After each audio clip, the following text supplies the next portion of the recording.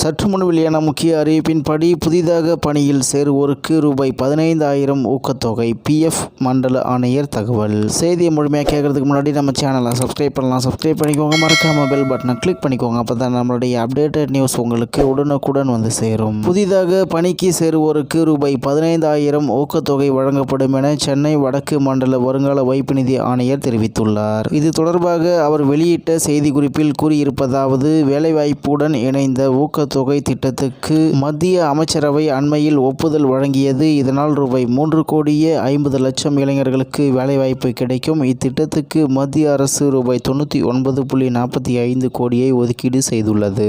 மேலும் வரும் ஆகஸ்ட் 1 முதல் 2027ஆம் ஆண்டு ஜூலை 31 வரை உருவாக்கப்படும் வேலைவாய்ப்புகளுக்கு இத்திட்டம் பொருந்தும். ஊழியர் வருங்கால வைப்பு நிதி அமைப்பில், அதாவது PF பதிவு செய்யப்பட்ட நிறுவனங்களில் முதல் முறையாக பணியில் இணைந்து வைப்பு நிதிக்கு பதிவு செய்யப்படும் ஊழியர்களுக்கு ரூபாய் 15,000 வரை ஊக்கத்தொகை 2 தவணைகளாக வழங்கப்படும். இத்தொகை நேரடியாக அவர்களது வங்கிக் கணக்கில் செலுத்தப்படும். தொழில் நிறுவனங்களுக்கும் சில நிபந்தனைகளுக்கு உட்பட்டு 2 ஆண்டுகளுக்கு மாதத்துக்கு ரூபாய் 3,000 வரை வழங்கப்படும். இவ்வாறு அவர் தெரிவித்துள்ளார் என்று தகவல் வெளியாகியுள்ளது.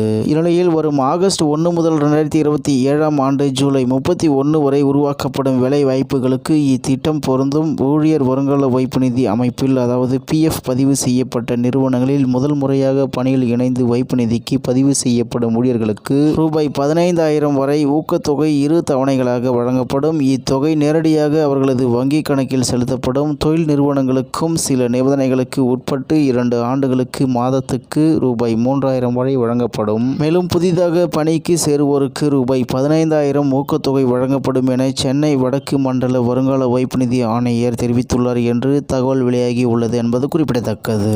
இத்துடன் இன்றைய முக்கிய செய்தி நிறைவேறுகிறது. மேலும் இது போன்ற செய்திகளை உடனுக்குடன் தெரிந்து கொள்ள RK நியூஸ் தமிழ்நாடு சேனல் உடன் இணைந்திருங்கள். நன்றி, வணக்கம்.